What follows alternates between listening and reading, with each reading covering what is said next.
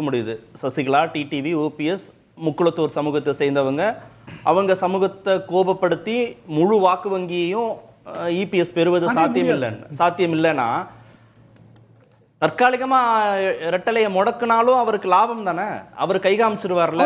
ரெட்டலையவே முடக்கிட்டாங்கன்னு கை காமிச்சிட மாட்டாரா இபிஎஸ்? அதுல சசிகலாமா இல்ல இயல்பாக அவங்களும் இந்த குரலை எழுப்பலாம். ஏன்னா அவங்களோட வழக்கு சென்னை உயர்நீதிமன்றத்துல நிலுவையில இருக்கு. இப்போ ஓகே, எல்லாருக்கும் சீனியர் வழக்கு அந்த வழக்கு தான் அப்படி பார்த்தா. ஆனா அவங்க தேர்தல் ஆணையத்துக்கு போகலையே.